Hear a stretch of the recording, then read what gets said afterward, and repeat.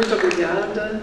Na verdade, Luciano, eu não combinei com Lúcia, só encontrei com ela aqui, mas ela falou as coisas que eu queria falar para você. Além de agradecer todos os autores e cumprimentar mais uma vez os apresentadores da primeira parte, a mesa 1, e dessa segunda parte, agradecer muito em nome aí dos organizadores do livro, por terem conseguido, porque vários não conseguiram, infelizmente, né, no prazo que a gente precisava para sair.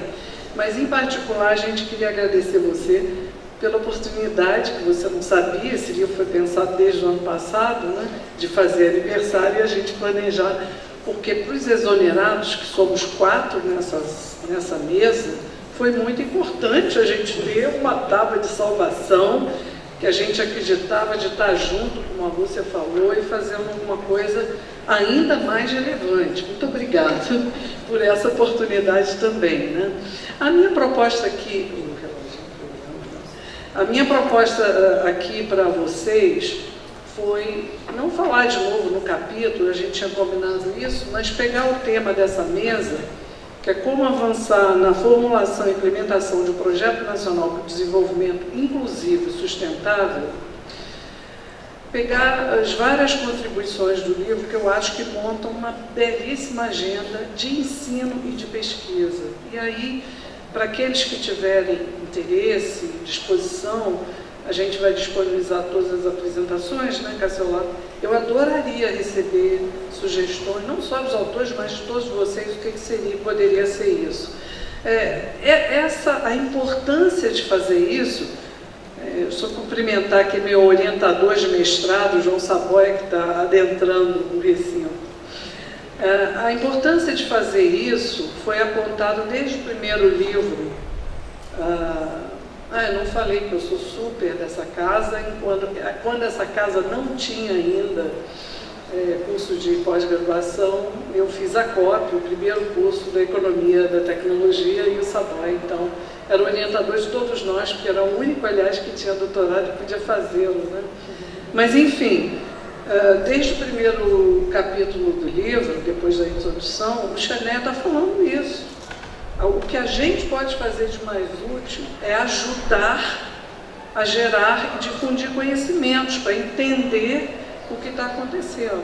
Aliás, em português é muito claro, eu tenho até a citação aqui, o Fernando e o Célio colocam isso no trabalho deles também, a compreensão dessas transformações em suas dimensões financeira, produtiva, tecnológica, geopolítica, etc., constitui elemento condicionante fundamental para entender os limites e as possibilidades de qualquer estratégia de desenvolvimento de longo prazo. A Vanessa fala isso mais enfaticamente, mas todos mencionaram a importância dos conhecimentos pioneiros desenvolvidos nesse país, na América Latina, sobre essas questões do desenvolvimento. Eu, assim, sempre que vou a seminário internacional, eu faço questão de mostrar, porque é muito, até hoje, avançado. E as pessoas não se dão conta, porque a gente lê o que eles... A gente usa o óculos dele, mas eles não usam o nosso óculos. E a gente tem que fazer disso uma vantagem, gente. Isso é uma vantagem imensa. Enfim, a Conceição, o Luciano, o Beluso, vocês viram? Vários aqui mostraram desde os anos 70 e 80 que estão cantando todas as pedras para a gente, para não falar nos nossos colegas latino-americanos. Bom, então, eu acho que esse primeiro bloco, que são as transformações, eu chamei de geopolíticas institucionais em nível mundial, além de discutir, avançar mais no entendimento dessa crise, sua natureza global, sistêmica, focalizando como Chené sinaliza e Cassiolato ressaltou sua convergência com as exigências de mudança de um paradigma sócio-técnico produtivo, né, as pressões da financiarização e as pressões da sustentabilidade. Medeiros, a pergunta dele, e aí reforçando a resposta do Célio, que foi maravilhosa, o Beluso fala dessa atual fase de financiarização, é muito diferente. Até eu tinha, por acaso, copiado aqui a citação dele, que diz que essa atual fase, que se distingue pelo caráter permanente dos processos especulativos e de inovação criativa, são capazes de suplantar as façanhas mais espetaculares que as imaginadas por Karl Marx ao desenvolver o conceito de capital fictício. Óbvio. Eu acho que as novas formas e ampliadas, aí principalmente o capítulo das Vanessas, né, de subordinação financeira dos países periféricos, é um filão que a gente pode avançar, explorar muito mais, né? Em particular, o que elas também chamam a atenção, antes disso, Mariano, que nunca deixa a gente crescer, que além do efeito dominó, das falências, etc. e tal, as medidas de austeridade contribuíram para agravar mais ainda o quadro, com a destruição de milhões de empregos, quedas de produção, consumo, aumento de desigualdades generalizadas. Entender esses efeitos na escala e na novidade que apresenta é importantíssimo. E a estrutura de poder e orientação atual dessa lógica financeira, né? Que Beluso fala dessa, mas que as Vanessas salientam o poder enorme desses intermediários privados que determinam os elementos centrais, e elas elegantemente chamam de ortodoxos e arbitrários, né, nessa lógica, influenciando os fluxos de capitais. Célio falou sobre isso na apresentação dele. E elas falam mais ainda, e as possibilidades de financiamento totais do desenvolvimento, disciplinando o Estado a adotar políticas liberais, instrumentos de controle, apresentar resultados de redução de gastos, dívida pública, etc. e tal. Mariano, de novo, não é o único que nesse livro lembra a importância da gente entender melhor as possíveis formas de uma nova governança geopolítica, financeira e econômica internacional. Isso, né, e o papel desse novo governador, né, em nível internacional e nos níveis nacionais, está no cerne do pensamento. Diversas escolas do pensamento, como vimos hoje, foram citadas já aqui hoje, né? Bom, o segundo bloco, né, dessa agenda de ensino e pesquisa, eu coloquei as grandes transformações do paradigma sociotécnico. Nós já falamos bastante nas mudanças radicais nos padrões de produção, consumo, financiamento, geração de conhecimentos. Gente, a universidade, as instituições de ensino e pesquisa estão passando por isso que a gente já discutiu rapidamente aqui, mas que precisamos fazer uma discussão melhor, né? O que está acontecendo? Enfim, as novas formas de produção de conhecimento, o Gadelha mencionou alguma coisa nesse sentido, organização de cidades, etc, etc. O Luciano tem falado, sempre falou muito, né, da gente ficar atento para esses novos padrões produtivos e inovativos. Os sistemas inteligentes e sustentáveis, a indústria 4.0, a internet das coisas, as cidades humanas e sustentáveis. E ele também sempre nos lembrou, olha, tem o desemprego tecnológico, temos que cuidar disso, queda dos rendimentos, precarização das condições de trabalho e de vida, aumento da desigualdade, e lembrando também que é lógico que quem projeta essas expectativas de crescimento tem seus interesses. Eles estão dizendo que é para ali que o mundo vai, não sem interesse. Então a gente tem que entender isso bastante bem. Eu estou dizendo isso porque, como o François Chanet, desde o seu primeiro capítulo lá, ele lembra, ele diz que a questão fundamental de pensar o futuro é como transformar as sociedades, muito na linha do que Mariano e vários outros colegas falaram, as sociedades para alcançar maior equidade e um viver em equilíbrio com o ambiente natural.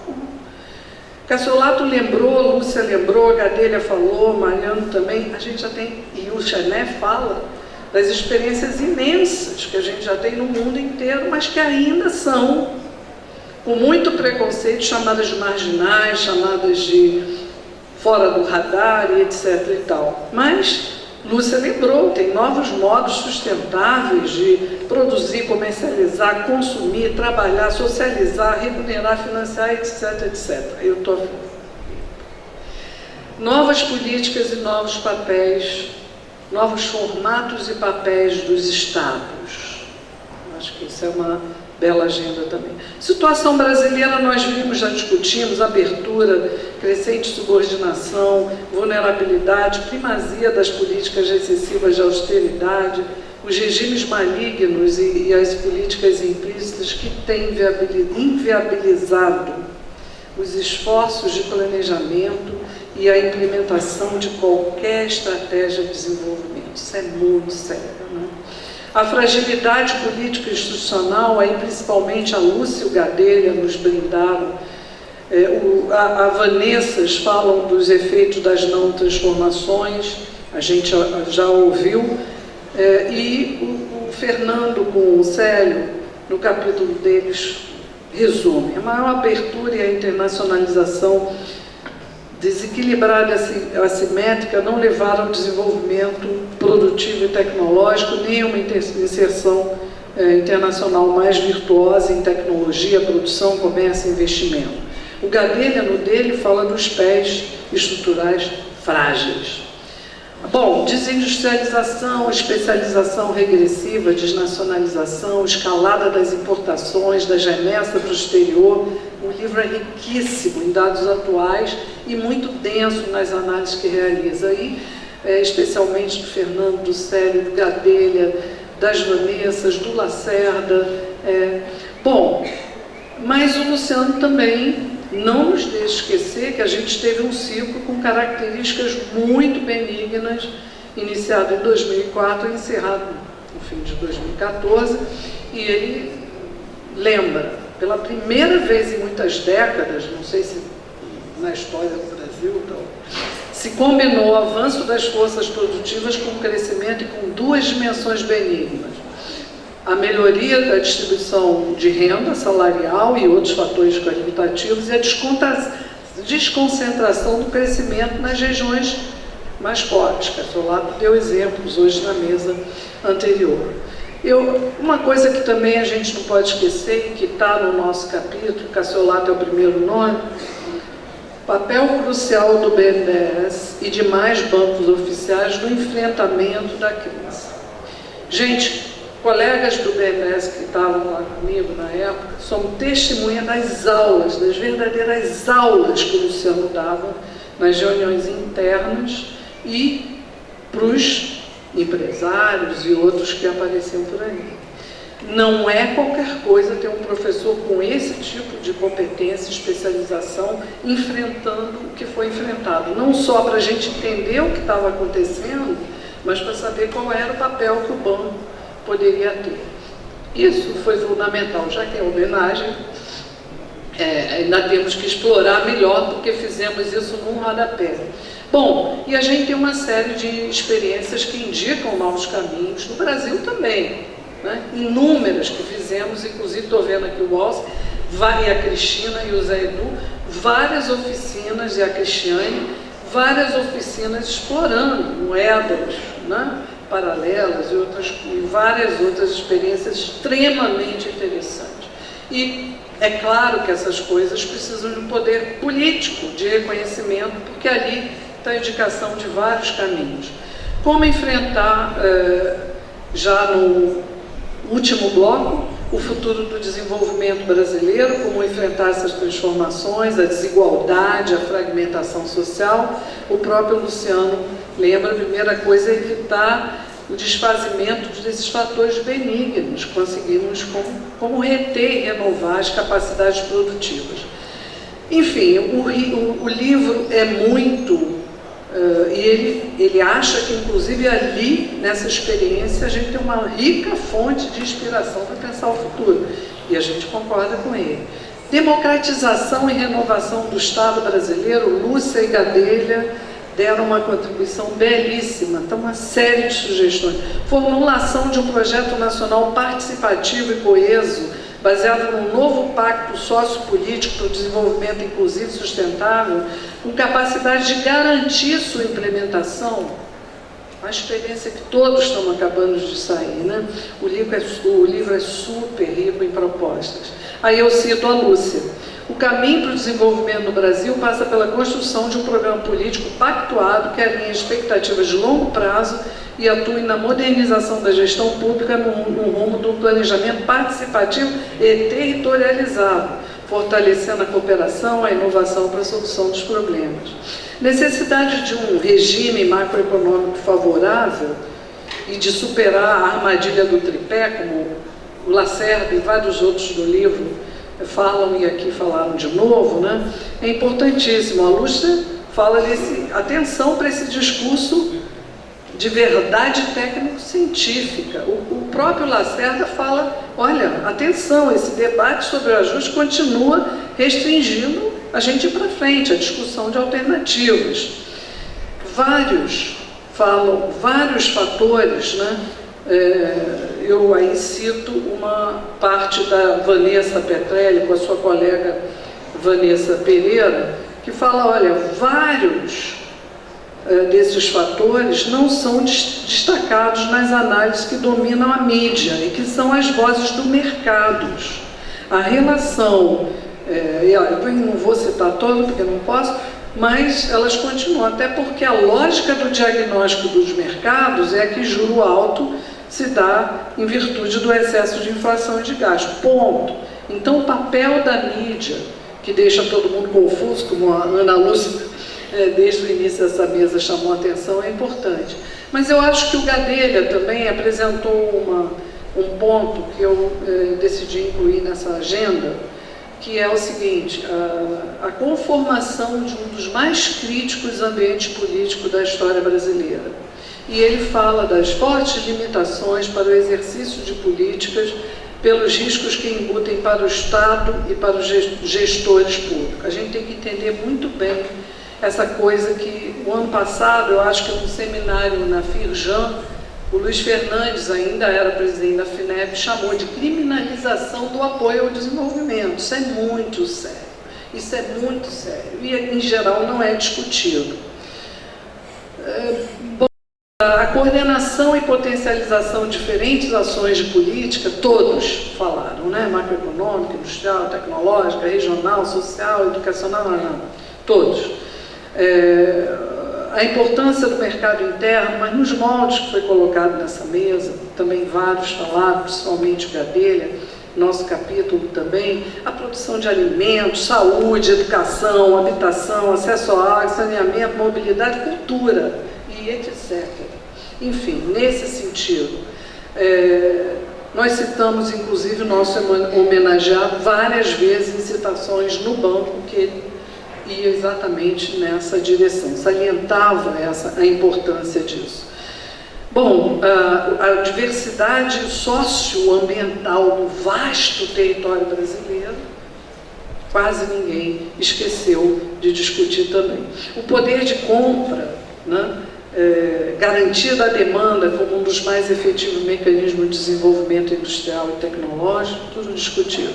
Enfim, eu termino dizendo que eu acho que é uma oportunidade imensa para reorientar e contextualizar os conceitos, modelos, objetivos das atividades de ensino e pesquisa. Já que falaram tanto no meu óculos, a história é a seguinte: quando eu voltei do Ministério da Ciência e Tecnologia para a academia, eu fiquei espantada como é que tinham internacionalizado os nossos óculos, porque conceitos, modelos, teorias são a forma da gente tentar enxergar a nossa realidade, não é isso?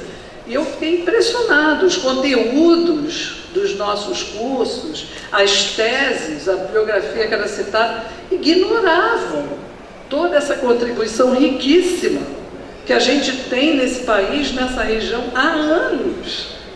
Tinha sido ignorado. Enfim, eu termino sugerindo aos colegas professores, pesquisadores, não esqueçam disso.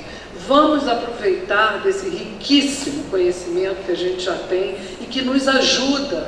Não são feitos em outros contextos, porque é lógico, o óculos da Lúcia é ótimo para ela. E eu acho que usar os conhecimentos diferentes tem que ampliar a nossa gente, não pode ficar só refém, porque senão vai dar o que o Gadelha falou, que é miopia, astigmatismo, sei lá o que, até vista cansada. Bom, mais uma vez aí eu cumprimento os autores do livro, que é o exemplo do nosso homenageado, fizeram uma contribuição fantástica, aprofundando a nossa contribuição dos entraves e das oportunidades ao futuro do nosso desenvolvimento. Gente, vamos continuar, vamos aprofundar mais ainda, vamos em frente com isso. Muito obrigada, em particular, homenageado pela oportunidade.